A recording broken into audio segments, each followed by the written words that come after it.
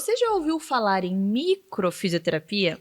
Eu trouxe aqui a Lari, que é especialista nesse assunto, para compartilhar conosco, então, todas as informações sobre essa profissão incrível. Lari, bem-vinda ao Minuto Mamãe e Bebê. Muito obrigada, Mari. Muito bom te receber aqui e aprender, então, o que é a microfisioterapia?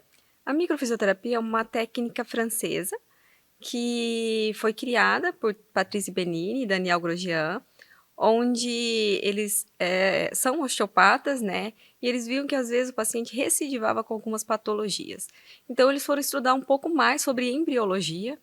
E aí eles criaram vários mapas onde a gente consegue detectar a emoção ou alguma toxicidade que pode estar alterando uma função do corpo. Olha só que interessante.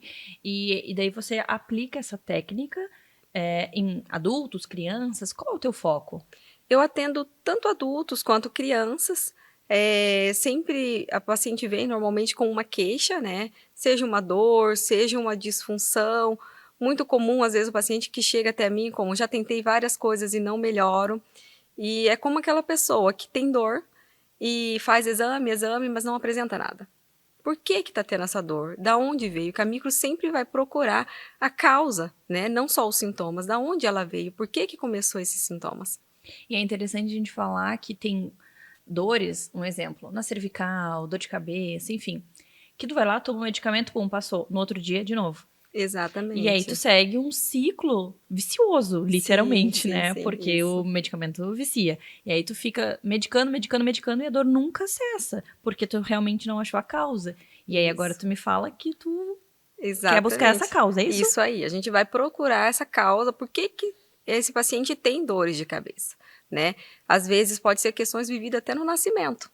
Uma criança que nasceu por fórceps, ou um adulto que teve um trauma realmente físico, né? Ele caiu, bateu a cabeça. Mas se você não tem um trauma físico, não passou por um acidente, por que teu corpo tá tendo essa alteração? Por que você tá tendo essa disfunção? Então, aí é depois de um estresse que você começa a ter dor de cabeça? Por que você tá, teu corpo está trabalhando isso? Então é isso que eu vou procurar. Quando o teu corpo começou a ter essas alterações, então através da cinesiologia aplicada, microfisioterapia, a gente dá data, né? E a gente vai procurar quando isso aconteceu e fazer essas correções no corpo. E é o teu corpo que vai fazendo essa autorregulação, melhorando assim os sintomas. Quando a gente pensa, bom, eu tenho aí um sintoma, tenho uma dor crônica, algo que está me incomodando, eu vou Sim. até você buscar essa solução. Como que é a consulta? Como que funciona? O que que acontece? Primeiramente, a gente vai fazer uma anamnese, né? Você vai me dizer os teus sintomas e depois a gente vai fazer palpação específica naquela região onde você sente dor. Encontrando ali nas palpação, a gente vai seguir outros mapas e depois a gente vai fazer uns meridianos. Esses meridianos, bem parecido um pouco com a acupuntura, porém a gente vai dentro da embriologia. Então a gente vai ver quais são os tubos, né, que estão acometidos. Se é o endo, o ecto, né, que está ligado muito ao sistema nervoso, ou um meso, que é a parte mais muscular que o paciente realmente é um trauma físico que ele teve. Então a gente vai sempre procurando o porquê que esse corpo teve essas alterações. E quando a gente pensa em sintomas e doenças, o que que você atende, né? Qualquer tipo de dor, qualquer tipo de problema? Olha, normalmente eu atendo várias questões, né? No adulto é muito comum dores mesmo, mas chega muitos pacientes para mim com dores crônicas e algumas outras disfunção também. Como, tem um problema de pele, dermatite, tem problemas às vezes como incontinência urinária, tem questões, sempre está tendo arritmia, síndrome do pânico, muita ansiedade. Por que essa ansiedade, né? Até esse tempo atrás eu atendi uma pessoa que ela estava tendo pânico. Sempre quando saía de casa começava a ter síndrome do pânico. Então, no momento da sessão, a gente identificou que isso tinha uma relação com o nascimento dela. E que esse nascimento, a gente encontrou um bloqueio muito grande na cabeça, mas que gerou um grande medo nela. E quando eu perguntei para ela o que ela tinha vivido, se a mãe já tinha comentado, ela falou que ela nasceu por fórceps. Então, há um grande medo que ela teve de morrer naquele momento do nascimento. E, de repente, do nada, quando ela já é adulta, ela começou a ter sintomas. E quando a gente corrigiu isso no corpo, ela começou a melhorar. Então, logo no segundo dia, ela já não teve mais a falta de ar, o coração não palpitava tanto. E no terceiro dia, ela começou a ter vida normal após a sessão. Olha que interessante, né? Tem mais Sim. algum caso aí para compartilhar conosco? Eu adorei esse. Olha, tem alguns casos também, deixa eu ver que mais outro caso, deixa eu ver, de uma paciente com um problema que ela tinha uma incontinência que o médico disse que era muito difícil, que era um caso crônico, que não teria cura perante a medicina, que era uma chamada cistite intersticial. Eu nunca tinha ouvido falar nesse caso, e a gente ela tomava vários medicamentos durante o dia para dor e tendo dor. Então uma senhora, né, de 75 anos. E quando a gente fez a sessão, à noite, ela já melhorou 50% da dor. No outro dia, ela já não tinha mais nenhuma dor. Então, a micro, ela trata a origem, o que foi que alterou, por que essa disfunção, né? Então, ela tinha vivido situações de grande estresse lá atrás, e que a gente conversou, né? Falei com ela, e o principal é a correção no corpo. A gente tem que ir lá e palpar e fazer essas correções. Quando a gente pensa nessas sessões, quantas sessões aí são necessárias? Depende de cada paciente, de cada situação? Isso depende muito. Tem paciente que em uma sessão realmente melhora. Tem outros que vão precisar em torno de 3 a 4 sessões. Vai de acordo com cada um. Normalmente criança vai ter menos bloqueio, né?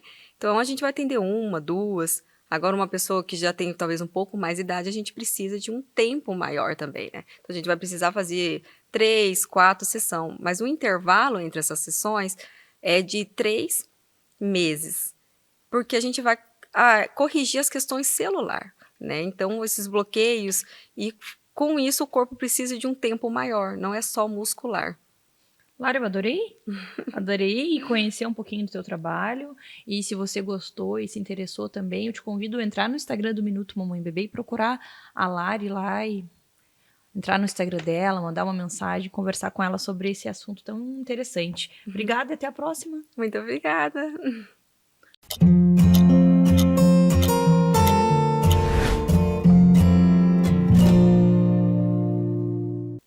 O nosso assunto de hoje é FIV.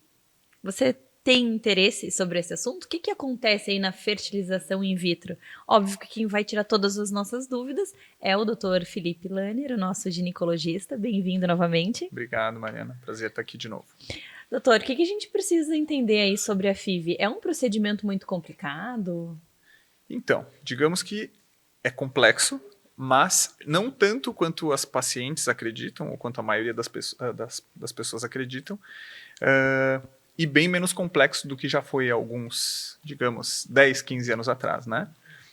Onde, por exemplo, muitas vezes se faziam muito mais exames. Hoje em dia, comparando em número de ultrassons, hoje em dia para um processo de coleta de óvulos, se faz 3, 4 ultrassons, antigamente se fazia a cada 2 dias, então ele é menos complexo do que antigamente, né? E aí, se a gente for fazer um passo a passo da fertilização in vitro, onde que começa e Bom, aí termina no positivo, né? Isso aí, nem sempre, infelizmente, né? Mas é, claro, o objetivo final. Muitas pacientes que às vezes enfrentaram uma série de dificuldades acabam conseguindo chegar ao tão desejado beta-HCG positivo por esse meio, né? Então a gente divide em alguns passos. O primeiro dele é a coleta dos óvulos, né? Que é o estímulo do ovário, onde são realizados ultrassons seriados para acompanhar o crescimento dos folículos que tem no ovário dessa mulher. E em torno de 12 a 14 dias do início do estímulo, que normalmente é iniciado com a mulher menstruando, né? Se vai fazer essa coleta, que é realizada em centro cirúrgico, né? Feita uma sedação. Por meio de um ultrassom transvaginal, a gente visualiza os folículos e aspira eles com uma agulha. Normalmente, dentro de cada folículo vem um óvulo. A partir do momento onde são retirados esses óvulos, eles são encaminhados ao laboratório e, muitas vezes, já fertilizados no mesmo dia, né? Que seria o segundo passo, digamos, do processo, né? Então, é feita a coleta do sêmen e esses óvulos são fertilizados, então, que é a famosa FIV, né? Hoje em dia é feita de forma mais comum a ICSI, que é a inseminação, onde se pega aquele esperma e se coloca dentro do óvulo aquele espermatozoide se coloca dentro do óvulo para que ali se torne um embrião. Normalmente, em 5 dias, a gente tem o resultado de quantos embriões aquela mulher conseguiu. Eles são, então, congelados ou já transferidos no mesmo ciclo, né?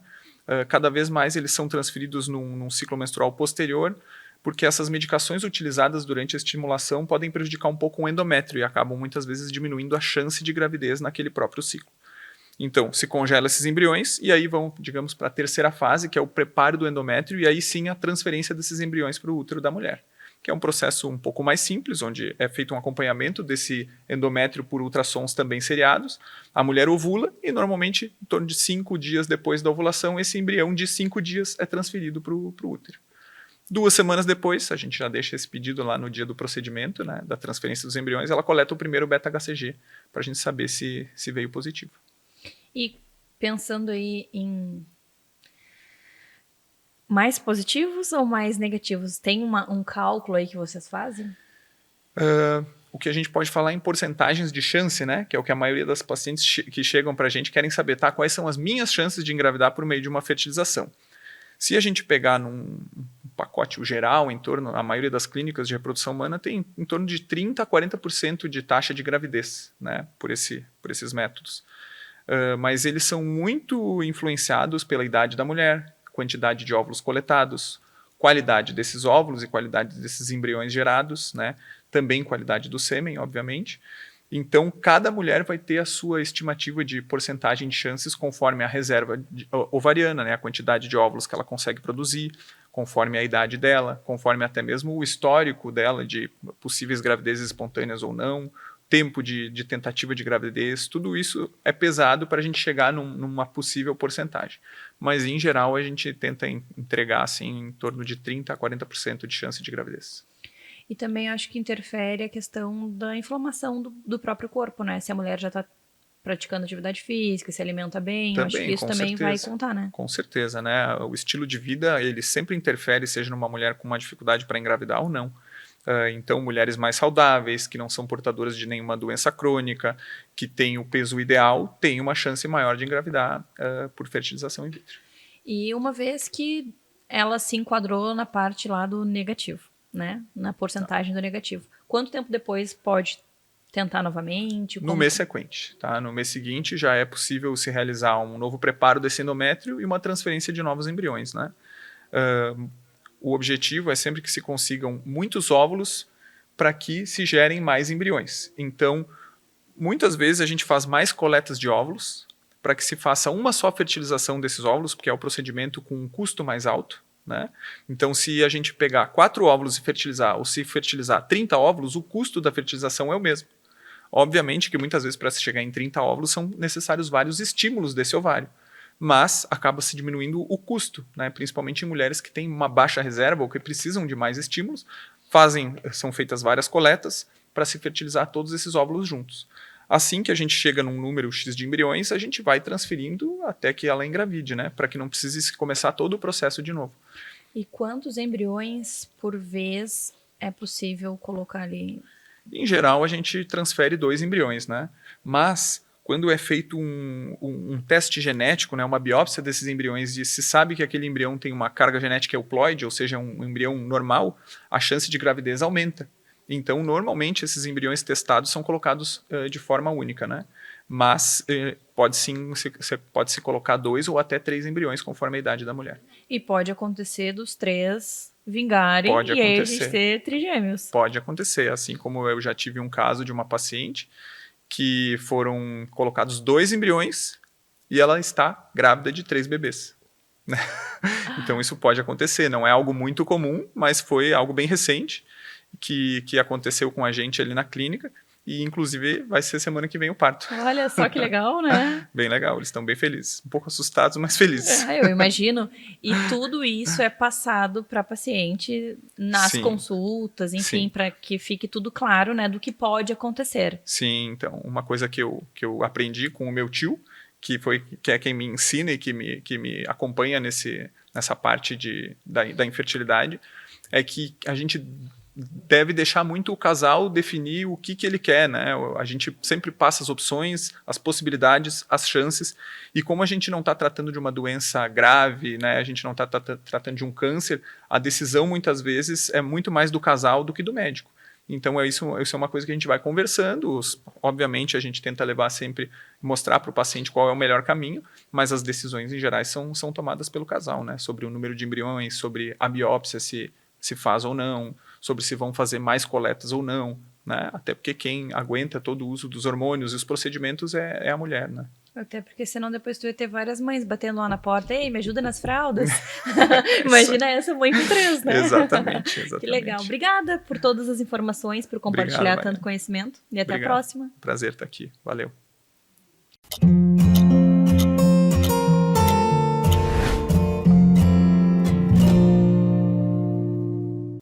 Será que os pais precisam fazer terapia? Será que os homens estão buscando aí por terapia? Alan, me conta. Bem-vindo novamente. Os homens estão procurando terapia? Muito bom estar aqui de novo e sim, estão procurando, mas ainda de uma forma bem tímida, assim, né? Muito ainda porque as mulheres obrigam, às vezes, né? Colocam, às vezes, em xeque até o próprio casamento, né? Para conseguir que os homens busquem isso. E a gente escuta muito isso, né? Ah, eu não preciso de terapia, porque eu não tenho nenhum problema, né? Mas a gente vê os homens cada vez mais silenciados, cada vez mais naquele mundinho do silêncio, cada vez mais querendo, né, ficar naquele cantinho no sofá, vendo alguma coisa sem ser incomodados, sofrendo, né, silenciosamente. Não é à toa que a gente vê os números de suicídio aumentar absurdamente, né, e a grande maioria são homens. Então, por quê? Porque a gente não foi acostumado a olhar para nós, a cuidar de nós. As mulheres também têm uma certa resistência, mas muito menor, porque elas já foram ensinadas a se cuidar, a questão da maquiagem, a do seu corpo. Então, ela já tem um olhar para o cuidado, né? O homem já tem essa dificuldade, ainda mais para terapia. Já tem dificuldade para ir no médico, às vezes, né? Com dor. Ainda mais uma terapia que parece ser uma coisa meio, né? Mostra que eu sou fraco. Frágil. Isso, que eu tenho né? sentimentos e o homem não pode ter sentimento? Isso, não pode. A gente teve que engolir muito choro, né? Porque o homem não podia chorar, não podia sentir.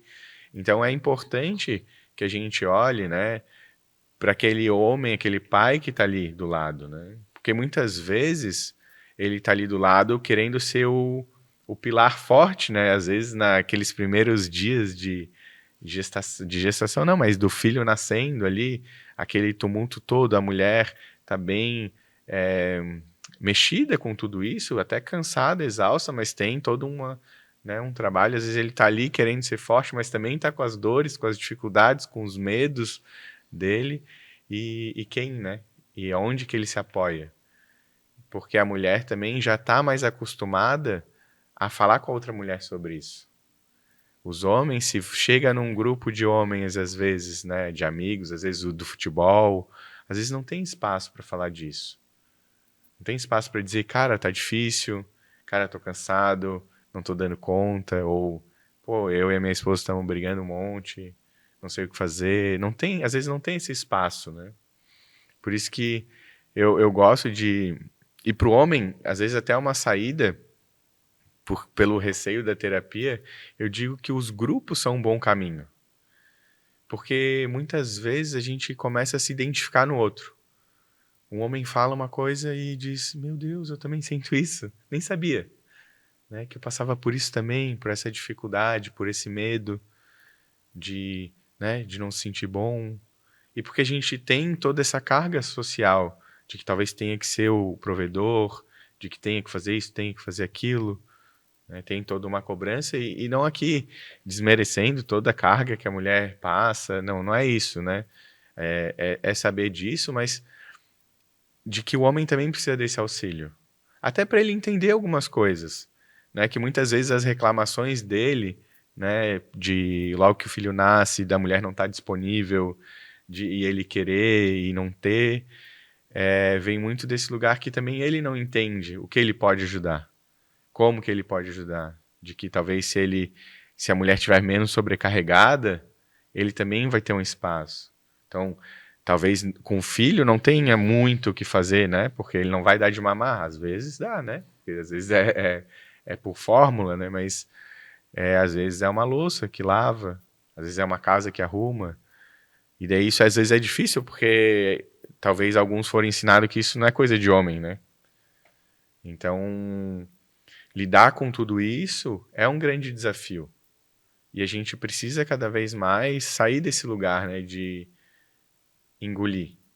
Né? Engolir o choro, engolir a dor, engolir a tristeza. Porque isso vira uma panela de pressão, né? E a gente acaba explodindo, acaba desmotivando. Isso acaba resultando no trabalho, muitas vezes, em desânimo, ou até, né, baixa dedicação, isolamento. Isso vai gerando cada vez mais problemas, né? E é importante a gente falar que, às vezes, pequenos ajustes pode salvar um casamento, pode evitar um suicídio, né? Pode fazer mudar totalmente uma história, né? Com certeza. E são apoios, né? E o primeiro passo é a dificuldade nossa de homem assumir as nossas fragilidades. Né, de poder olhar, eu preciso de auxílio nesse lugar, eu preciso de um acompanhamento, eu preciso que alguém me ajude a passar, e às vezes eu não tenho nenhum problema mesmo, às vezes é só um desafio do dia a dia, às vezes eu fico mais irritado com algumas coisas, às vezes é o meu medo de ser pai, porque talvez algum pai pode não ter um exemplo de pai, não sabe como é ser pai, ou tem um exemplo lá que ele quer fazer totalmente diferente, mas não sabe como fazer, porque eu vejo que muito nós homens, a gente foi ensinado ao que não fazer. Né? Principalmente essa geração agora, dos seus 25, 30, 35, 40 anos. A gente foi ensinado, não seja assim, não seja grosseiro, não seja isso, não seja violento, não seja aquilo. Mas tá aí, o que eu tenho que ser? Né? Quem que me ensinou o que eu tenho que fazer? Como que é ser homem de verdade?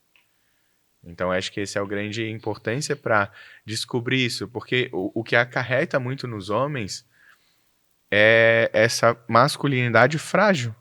Aí, o que acontece? Vai para agressão, vai para a questão de vícios, né? Tanto a bebida, às vezes é aquela bebida inocente, vamos dizer assim, né? Aquele drinkzinho no final do dia para dar uma relaxada, né?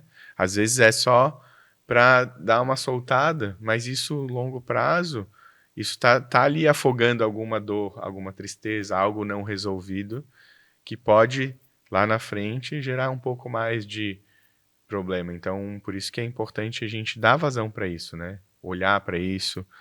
E esse trabalho de acompanhamento é muito importante. Porque pode deixar isso mais leve, né? De ter um espaço onde pode compartilhar, de ter um lugar que pode falar sobre, escutar outras histórias, porque a gente aprende muito com a vivência dos outros. Às vezes até com os erros dos outros, né? A gente pode evitar o nosso erro escutando o que algumas pessoas fizeram. Claro que não é uma regra, né? Se fosse assim, tivesse uma receita, né? De como criar um filho, de como manter um casamento, a gente não teria nenhum problema, né? Então, claro que cada indivíduo, cada casal, cada filho é um. Então, a partir disso, também se conhecer é importante, né? Eu adorei. Obrigada por trazer essa reflexão. E como é importante a gente dar esse espaço para os homens e trazer, né, essa possibilidade dos homens também procurarem ajuda. Adorei, de verdade. Obrigada, até a próxima. Até mais.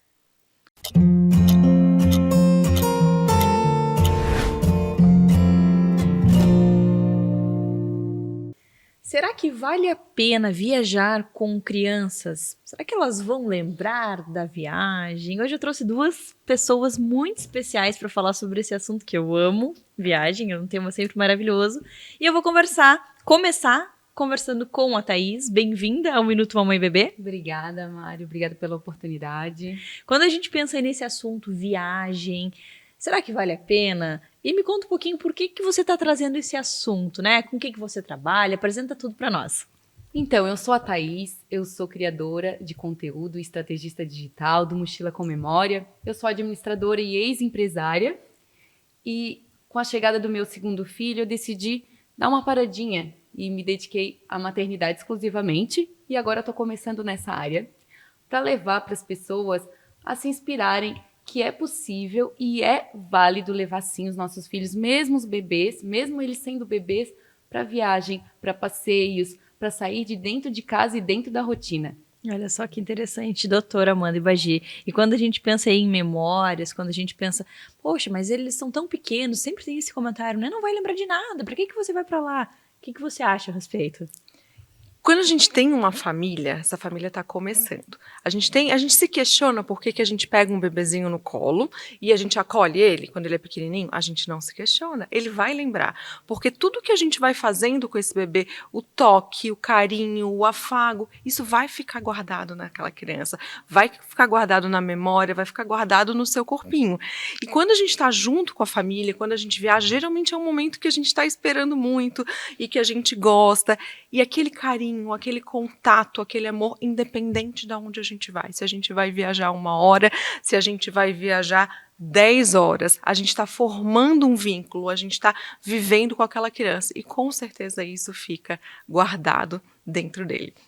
As pessoas têm muito medo, né, Thaís, de viajar. Muito perrengue, o bebê vai chorar. Eu penso, o bebê vai chorar em qualquer lugar, né? Vai. Em casa, no carro, indo pro pediatra, ele vai chorar de qualquer jeito, né? E vai sorrir, enfim. Mas com a tua experiência, enfim, compartilha conosco o que você pensa, né, a respeito dessas frases que a gente ouve. É muito perrengue.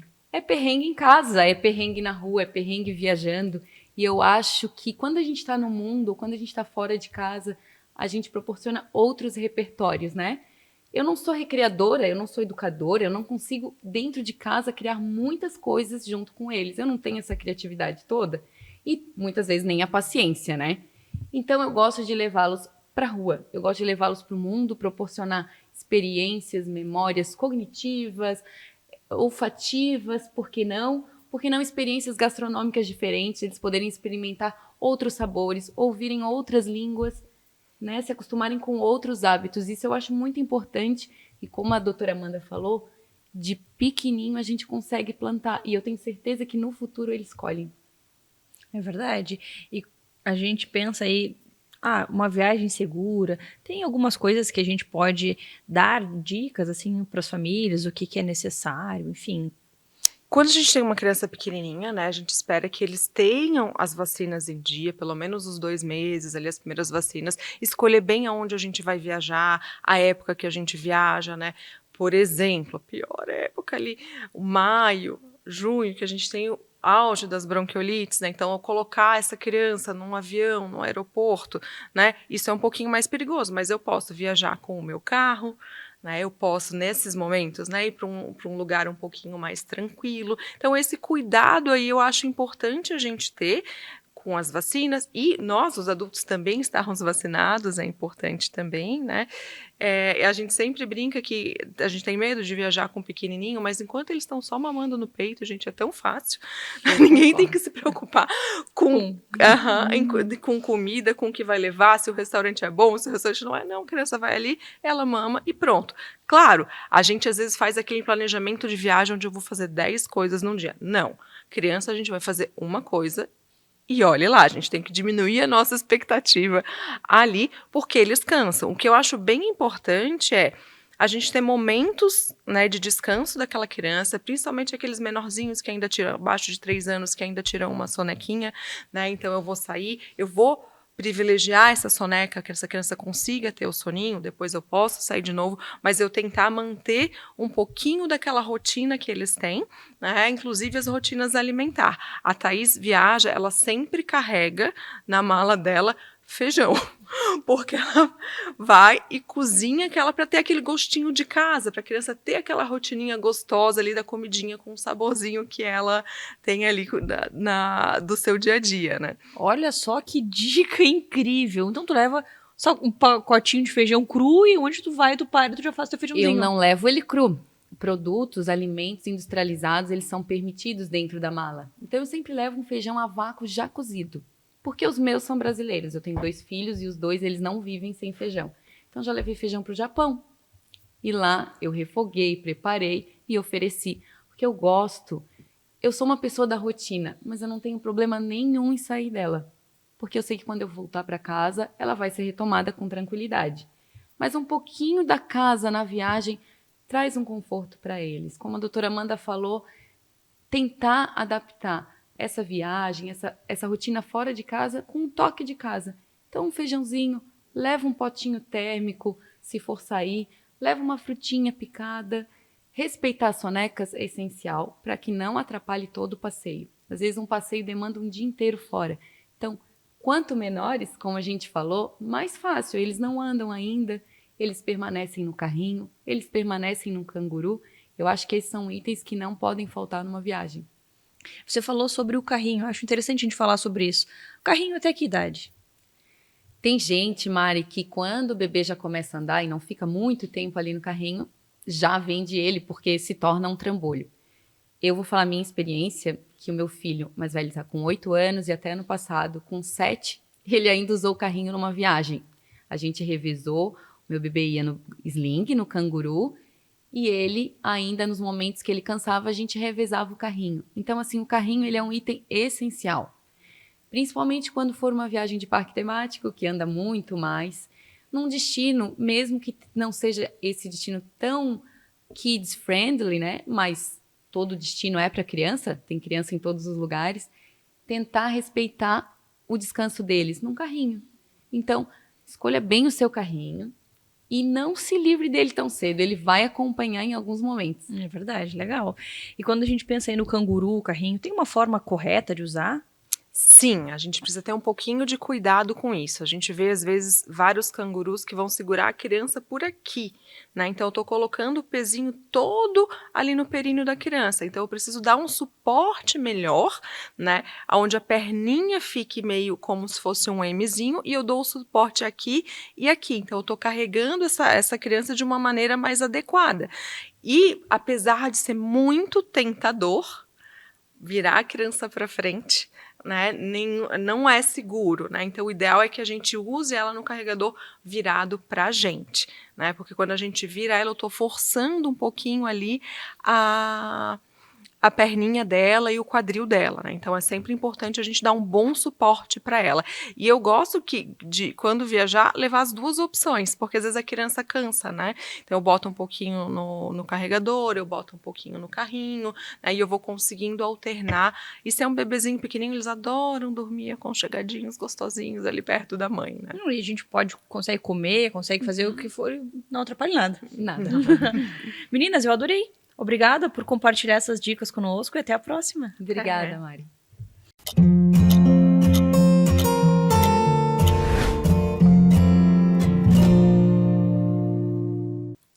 Agora a gente vai conversar sobre o leite. Será que ele é realmente esse vilão que muitas pessoas pensam? Eu trouxe aqui o Dr. Felipe, gastropediatra, justamente para tirar as dúvidas sobre esse alimento. Bem-vindo ao Minuto Mamãe e Bebê. Muito obrigado, Mari, pela oportunidade, né? Então, hoje a gente vai falar sobre o leite, que tem gerado grande discussão e polêmica nas redes sociais, né? E aí, com isso, as mães ficam em dúvidas. O que esse alimento realmente impacta nas suas crianças? De um lado, algumas pessoas falam que o leite é um alimento muito rico, né, e que é indispensável. Já de outro lado, as pessoas falam que ele é inflamatório, cheio de hormônios e conservantes e pode impactar negativamente no desenvolvimento da criança. Então, hoje a gente vai falar, né, o que realmente acontece aí nesses dois lados. Então, quando a gente pensa aí no leite, tem um lado ruim, faz mal para o organismo, e tem o outro ponto, como você trouxe, que é bom. Então, vamos falar das coisas boas primeiro, né? O que tem de bom no leite? Ele é importante? Sim, o leite é um alimento que ele é muito rico em várias coisas. Por exemplo, o cálcio, que ajuda no desenvolvimento tanto dos ossos quanto dos dentes na infância. Outro ponto importante do leite são as proteínas de alta qualidade, né? Ele tem aminoácidos essenciais quanto não essenciais, que vai fazer com que o músculo dessa criança se desenvolva bem e cresça bem e bem nutrido. Olha só que importante aí, se a gente tira isso da criança. Pois é, a gente pode ter alguma desnutrição ou falta, né, por exemplo, de algumas vitaminas, que também o leite contém. A vitamina A, a vitamina D e vitaminas do complexo B, que são muito importantes para o nosso corpo. Um ponto muito importante também que vale ressaltar é que o leite, como ele tem gorduras e proteínas, ele causa uma saciedade na criança. Pode aumentar os intervalos entre os lanches, sendo que a criança continua bem nutrida. Um outro ponto muito interessante são dos iogurtes. Os iogurtes, eles contêm probióticos e esses probióticos ajudam na flora intestinal, fazendo assim com que a criança tenha um intestino mais saudável e até ajude na absorção dos nutrientes. E quando a gente pensa aí na parte negativa, né? Porque se fala muito sobre a parte negativa, né? O que a gente pode falar sobre?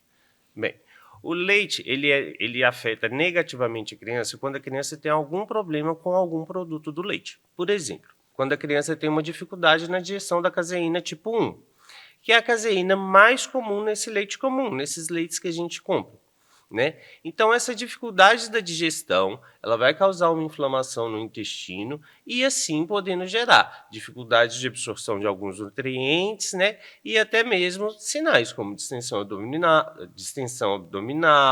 dor abdominal e até mesmo uma diarreia. E aí tudo isso tem um tratamento. Tem uma solução, né? A solução, no caso da caseína tipo 1, existem hoje em dia os leites com a caseína tipo 2. Se você for no mercado, no mesmo local onde vem escrito leite sem lactose ou zero lactose, normalmente eles estão vindo com escrito leite tipo A2. E aí as pessoas que sofrem desse mal podem se beneficiar com esse leite tipo A2.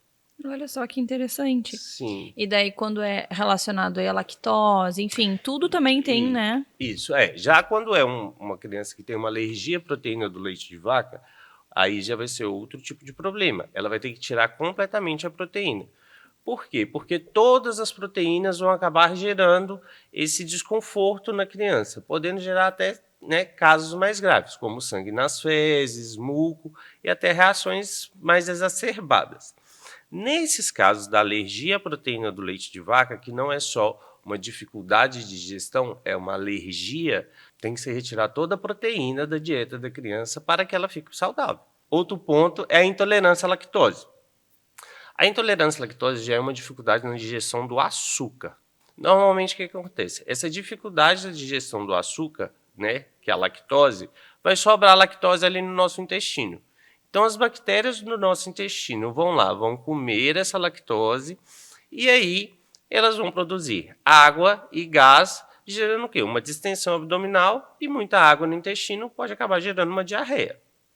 Olha só que interessante. Nesses casos, a gente pode usar os alimentos sem lactose ou, às vezes, né, dependendo da indicação médica, a gente pode usar aquela enzima lactase para poder resolver esse problema. Então a gente precisa aprender a dividir as situações. Isso. Uma criança que apresenta algum problema, alguma reação Isso. a algo que contém ali no leite, e uma paciente, uma criança que não tem absolutamente nada. Então, para essa criança, o leite é ok. Sim, a criança que não tem nenhum desses 3 problemas que a gente citou aqui, o leite é muito benéfico para ele, é bem nutritivo e é super aceito. Pode ser usado nas refeições sem o menor problema, né? O leite vai até trazer benefícios para ele, como a gente já conversou, do cálcio, da vitamina, né, e das proteínas de alta qualidade. Eu adorei. Obrigada por trazer todas essas informações e por compartilhar tanto conteúdo conosco. De nada. Se você quer entender um pouco mais sobre esse assunto, vai lá no Instagram do Minuto Mamãe Bebê e procura o @ do Dr. Felipe, e lá você pode marcar uma consulta, porque por mais que a gente compartilhe conteúdo aqui, nada dispensa uma consulta médica, né? Até a próxima! Até a próxima.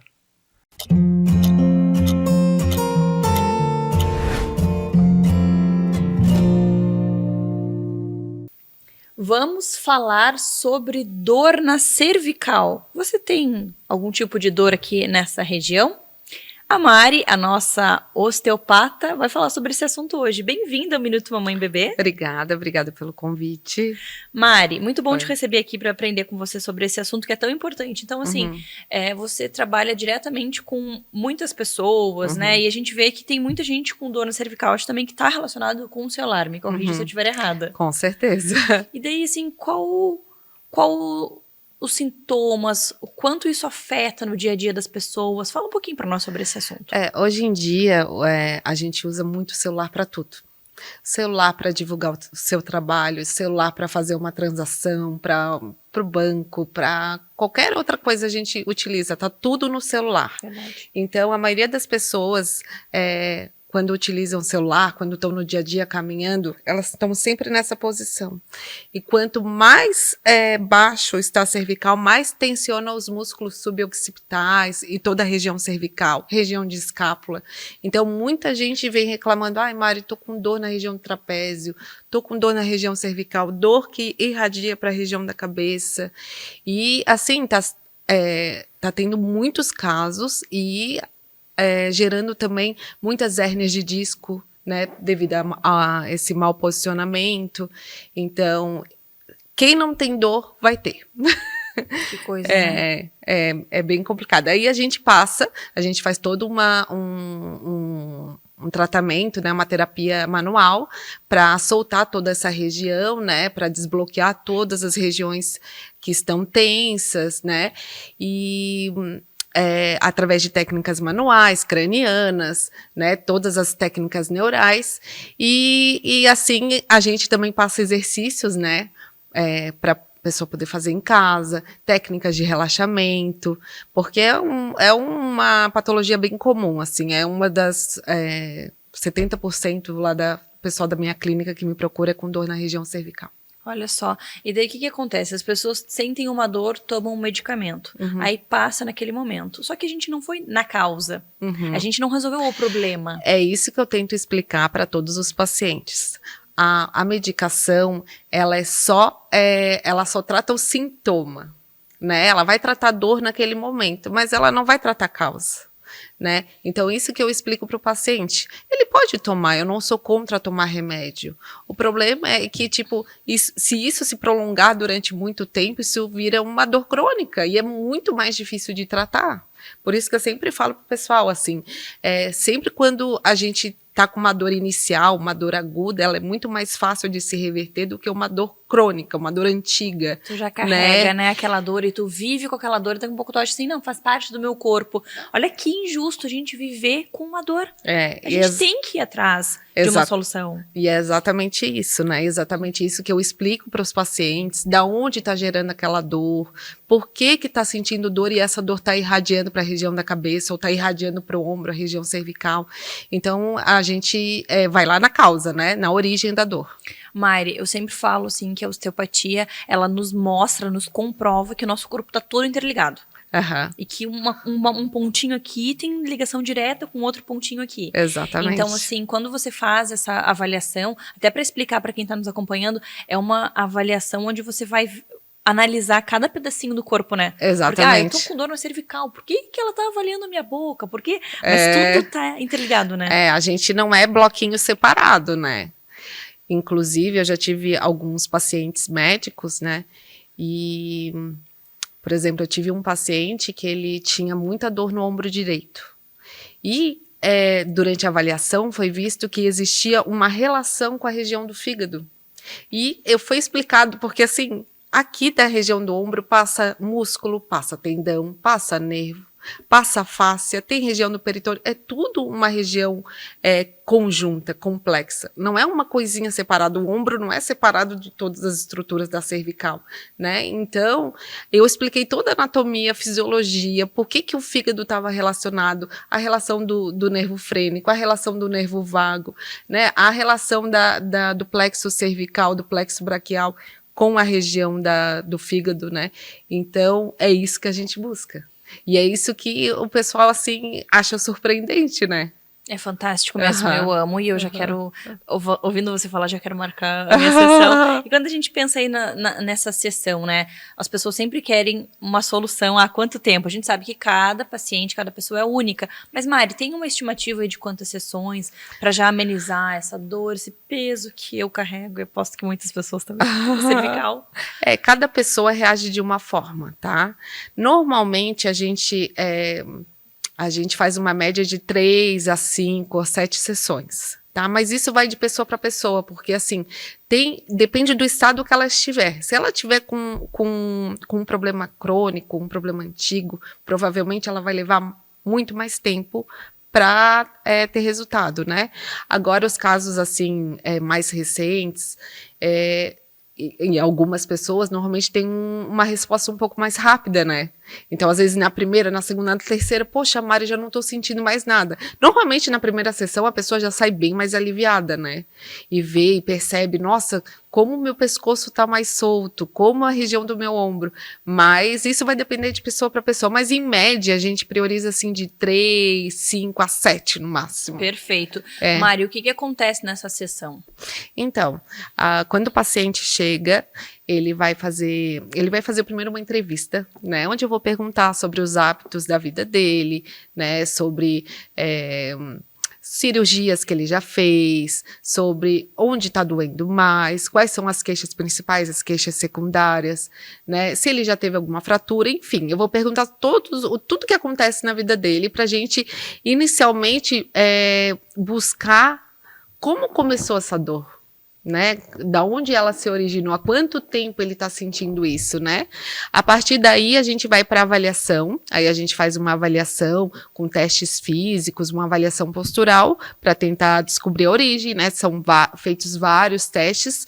A partir daí a gente inicia o tratamento, né? Então, isso é um primeiro plano. Eu sempre explico para o paciente, a gente vai fazer uma anamnese, uma avaliação e vai iniciar. A partir desse momento, eu vou poder dizer quantas sessões vão ser necessárias para o teu caso. Que legal. Uhum. É fantástico. Eu sou apaixonada, né? Não, e assim, você vivenciar e ver os resultados, né, Mari? Uhum. Porque o paciente vai te mostrar. Uhum. Né, que deu certo e que realmente era isso, assim, e a gente vê as pessoas estão muito tensas, e aí isso que vem causando todas essas dores também, né? Uhum. Inclusive, quando eu saí da faculdade, eu atendi a fisioterapia domiciliar, e na época que eu estava atendendo, eu atendi uma senhora que ela era obesa mórbida, e acabei machucando a minha coluna em decorrência dos atendimentos, porque ela era muito pesada, enfim. Acabei tendo duas hérnias de disco, com pinçamento do nervo ciático. E eu lembro que o médico queria operar, enfim.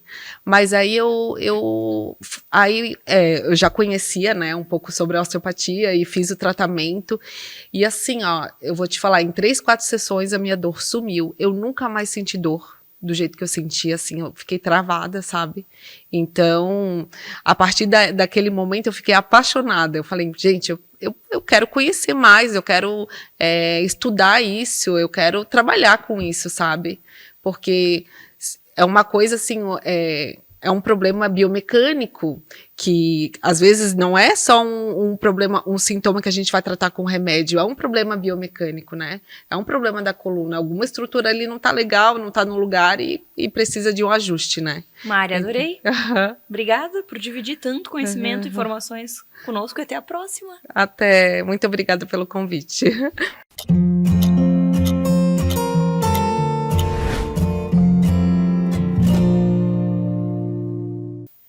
O que fazer durante uma crise de uma criança? Óbvio que para nos ajudar a compreender esses comportamentos e nos trazer dicas incríveis, eu trouxe a Ju, a nossa psicóloga. Bem-vinda novamente. Obrigada, Mari. É um prazer, como sempre. Ju, o que a gente faz quando a criança está aí vivendo uma crise mesmo, né? Quais são as dicas? Eu acho que a primeira coisa é a gente saber o que é uma crise, diferenciar uma birra de uma crise. Porque todo mundo acha que é a mesma coisa, ninguém sabe o que fazer em uma, em outra. Então a primeira coisa é a gente entender que a birra, ela tem sempre uma função. O que significa isso? A criança quer um brinquedo e alguém fala não. Aí ela vai fazer uma birra porque ela quer aquele brinquedo. Claro que a birra, ela pode se transformar numa crise.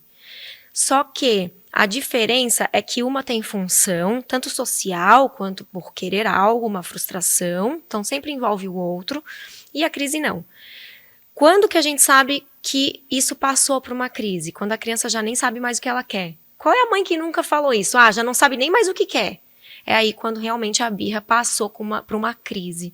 Então ela está desregulada, ela não consegue regular as próprias emoções, ela já não sabe mais o que ela quer, mesmo que tu dê aquilo que ela estava pedindo, ela não vai parar porque ela entrou realmente num estado de crise. E aí eu sempre falo para as pessoas, O que a gente faria com um adulto em crise? O que tu faria, Mari? Uma amiga tua chegou e tá numa crise, chorando, nervosa. O que tu faria, Mari? Senta, toma um copinho de água, te acalma, vamos conversar. Quer falar sobre um outro assunto? Exatamente. E por que com a criança a gente fica brigando, ignora e sai de perto e deixa ela chorando sozinha? Ninguém deixa um adulto chorando sozinho. Ninguém ignora, independente se é birra ou crise. Então a gente sempre tem que se perguntar, eu faria isso com um adulto? Eu faria isso com a minha mãe, com a minha amiga, com meu esposo, com a minha esposa? Se a resposta é não, não faça isso com uma criança. Porque a criança, ela nada mais é do que um ser humano pequeno. Em construção ainda, né? Isso ainda leva a gente a pensar que a gente deveria tomar muito mais cuidado. A parte responsável pela regulação emocional no nosso cérebro só é totalmente desenvolvida aos 25 anos de idade. E tem gente que é adulta e ainda também não consegue regular as emoções, né, Mari? É verdade. Então, na hora da crise, não se faz nada a não ser acolhimento. Acolhe essa crise. Como que a gente acolhe? Cada um é diferente. Tem criança que vai gostar de um abraço, de um toque, tem criança que vai aumentar a crise se chegar perto, pode oferecer água, ou se é uma criança verbal que já consegue responder, pergunta, o que eu posso fazer? Posso ficar aqui pertinho? Você quer um abraço? Você quer respirar, tomar uma água, sair, dar uma voltinha? Ju, mas não vai acabar reforçando o comportamento de entrar em crise, chorar para conseguir obter essas coisas? Nesse momento não importa. Quando tá pegando fogo, a gente se preocupa em como não deixar mais pegar fogo ou a gente apaga o fogo? A gente não vai parar a pensar, nossa, como é que eu vou fazer isso e aquilo, como é que eu vou ensinar? No momento da crise, a gente não ensina nada. A gente simplesmente ajuda a criança a ter uma regulação para ela conseguir voltar ao estado normal dela. Uau. Ju, a gente vem, eu penso assim, a gente fala que as pessoas, o mundo não está preparado para ter crianças, né? Então, em todos os lugares, quando uma criança faz uma birra ou tem uma crise, os olhares, eles já... E muitas vezes os pais, por vergonha, por medo do que as pessoas vão falar, agem de uma forma punindo, brigando e piorando a situação, porque a sociedade exige isso da gente, né? A gente precisa levantar uma bandeira para mudar isso, né, Ju? A gente vem de uma cultura, Mari, não sei no teu caso, na tua infância, mas de que a gente apanhava, a gente ia pro quarto de castigo, os pais brigavam, né? A escola também, a gente era colocada de castigo. E aí eu costumo ouvir muito essa frase quando eu vou orientar uma família. Ah, mas eu tô vivo. Sobrevivente, eu sobrevivi. E aí eu pergunto assim, tá, então o teu objetivo é que a criança sobreviva ou que ela viva? Ela então tem que sobreviver. Ela tem, né, uma questão então que ela tem que lutar pela vida dela. Ela não está sendo educada, ela está sobrevivendo. Então, quando eu pergunto faço esses questionamentos, que eles são bem para fazer a pessoa refletir, direto, as pessoas ficam, nossa, então não é bem esse o caminho.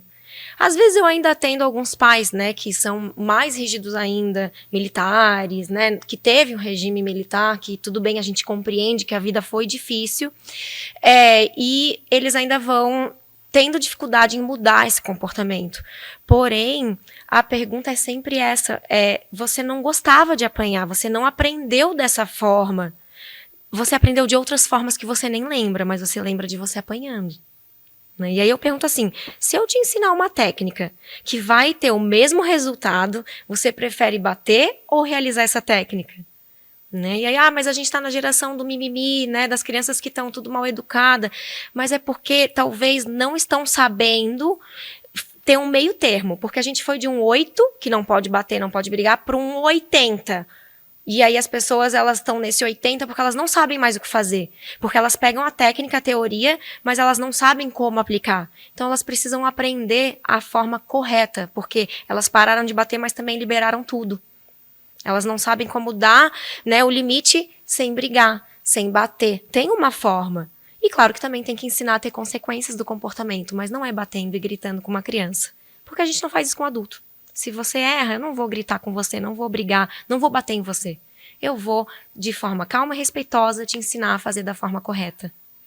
Ju, quando a gente fala aí nessas técnicas aí que a gente pode, né, dar de spoiler? Eu sei que nada dispensa a consulta, o dia a dia ali, você entender a dor da família, mas tem como compartilhar algumas coisinhas aí pra nós, até pra mãe aqui, colocar em prática? Eu acho que a primeira coisa é que as pessoas têm que entender que cada caso é um caso, né? Eu sempre falo, aquele conselho de mãe para mãe nem sempre funciona porque cada situação é uma situação diferente, né? A birra é por uma função diferente, a manutenção dessa birra são por comportamentos do meio daquela criança que são diferentes também, mas a gente sempre tem que avaliar o contexto. Então, o passo a passo da regulação emocional, porque isso é indispensável ensinar a criança. Nomear as emoções, identificar se ela consegue falar o que ela está sentindo no meio da situação, ensinar a criança de forma respeitosa, com uma comunicação não violenta, a expressar o que ela está sentindo, e a própria mãe e pai, ou responsável, também expressar o que eles estão sentindo com o comportamento da criança. Então, a gente conseguir fazer todo esse passo a passo, de ensinar a criança a nomear, a se regular, respirar fundo, tomar uma água, ver o que para aquela criança ajuda ela a regular. E em outro momento daí, eu vou ensinar ela como ela deve se comportar naquela situação, naquele contexto. Mas nunca é no momento da crise. Porque o nosso cérebro, quando a gente está em crise, com as emoções afloradas, a gente oxigena somente uma parte do nosso cérebro que é responsável pela emoção. A parte que é responsável pelo cognitivo, de resolução de problema, de análise e tudo mais, ela não está oxigenada. Então eu não aprendo nada quando eu estou em crise. Por isso que não dá para bater, para brigar, para tentar ensinar nesse momento, porque a criança não está atinando. Então, em outro momento, eu vou identificar qual foi o problema, por que a criança entrou em crise, para então conseguir ensinar ela um outro comportamento para substituir aquele que ela não conseguiu lidar naquela situação. Sensacional. Eu amei. Obrigada, Ju, Imagina. por dividir tanto conhecimento conosco. Eu espero que você tenha gostado também. E se ficou com alguma dúvida, entra lá no Instagram do Minuto Mamãe Bebê, procura Juliana Barbato, lá você vai encontrar realmente muita informação de qualidade. Obrigada, Ju, até a próxima. Obrigada também, até a próxima.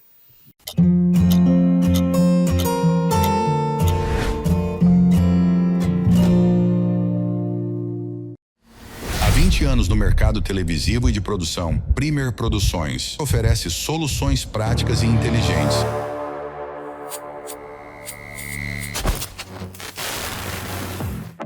Com qualidade e confiabilidade na implantação, administração e gerenciamento de programação de rádio e TV. Veja o resultado através do portfólio.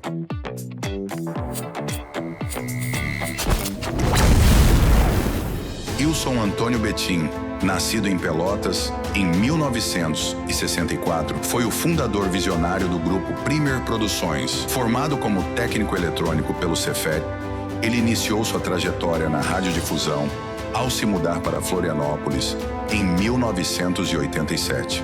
Com uma carreira sólida em grandes empresas de mídia, Betim realizou seu grande sonho em 1996, fundando a Premier Produções. A Premier trouxe inovações importantes ao cenário da comunicação, especialmente com a criação e operação de TVs legislativas em diversas câmaras municipais. Sua liderança foi crucial para ampliar o acesso à informação e fortalecer a transparência governamental. Ilson Antônio Betim faleceu em 2022, deixando um legado de pioneirismo e dedicação à comunicação. Seu trabalho continua inspirando a busca por inovações no setor.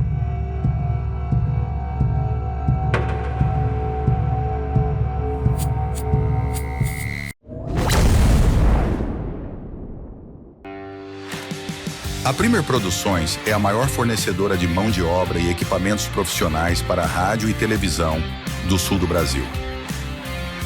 Atuando nas regiões Sul e Sudeste, somos especialistas na transmissão de eventos esportivos, feiras, leilões, shows e programas de TV. Nosso diferencial é a operação de TVs legislativas, com concessões em câmaras municipais de Blumenau, Jaraguá do Sul, Pouso Alegre, São José, Pelotas e na Assembleia Legislativa de Santa Catarina com a rádio. Além disso, a Premier Produções é reconhecida por sua experiência em radiodifusão, multiprogramação digital e tecnologia broadcast, oferecendo soluções de alta qualidade em transmissão audiovisual. Nossas parcerias estratégicas com empresas como Intelsat, Embratel e Hispasat garantem a robustez e confiabilidade dos serviços via satélite. Premier Produções, líder em soluções de radiodifusão e comunicação legislativa.